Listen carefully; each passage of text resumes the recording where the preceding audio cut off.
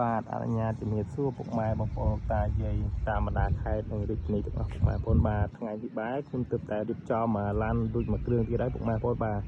ប្រភេទ RX 300ពុកម៉ែបងប្អូនបាទផ្លាក់លេខអីគឺយើងជន់វែងហើយជាងហើយគឺយើងលេងហើយស្អាតលេងគុជលេងអីហើយមកស្អាតពុកម៉ែបងប្អូនបាទហើយវាឆ្នាំ99ពុកម៉ែបងប្អូនបាទពងមួយពុកម៉ែបងប្អូនបាទគឺយើងតុបតែងលេងមកស្អាតបាទទាំងក្នុងទាំងក្រៅបាទយើងលេងឈ្នន់យើងលើបហ្គាលើយើងលេងកង់បាទកង់ប្រភេទពួក330ពុកម៉ែបងប្អូនបាទគឺស្អាតពុកម៉ែបងប្អូនបាទក្នុងនេះគឺស្អាតមែនតើពុកម៉ែបងប្អូនបាទសម្រាប់ពុកម៉ែបងប្អូនមានចំណាប់អារម្មណ៍ពុកម៉ែបងប្អូនអាចមកមើលមួយគ្រឿងនេះបានពុកម៉ែបងប្អូនបាទស្អាតពុកម៉ែបងប្អូនអើយរៀបចំហើយបាទនេះសាំងសុតពុកម៉ែបងប្អូនសាំងសុតបាទអត់មានប្រវត្តិប្រើហ្គាសប្រើអីទេពុកម៉ែបងប្អូនបាទសាច់ដៃគឺស្អាតបាទពុកម៉ែបងប្អូនទស្សនាជុំបាទសម្បុកកង់សម្បុកអីគឺនៅថ្មីពុកម៉ែបងប្អូនបាទគឺយើងលេងឲ្យស្អាតតុបតែងឲ្យស្អាតពុកម៉ែបងប្អូនយកទៅចាក់រសាជី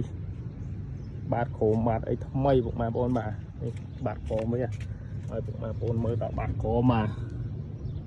ក្រមថ្មីពុកម៉ែបងប្អូនបាទលកលៀតខ្ចៅខ្យងអីពុកម៉ែបងប្អូនបាទ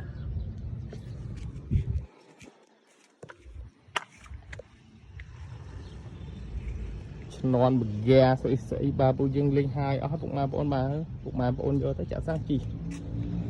បាទឥឡូវយើងទៅមើលខាងក្នុងនេះសោមកវាពុកម៉ែបងប្អូនបាទ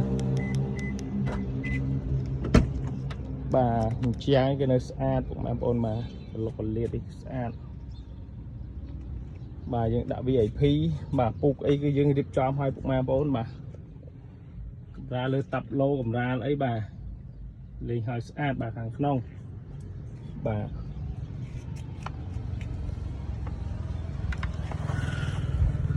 សម្រាប់ពុកម៉ែបងប្អូនបាទយកទៅប្រើពុកម៉ែបងប្អូនបាទច្បាស់ជាមិនខកអំណរពុកម៉ែបងប្អូនអាចមកមើលបាន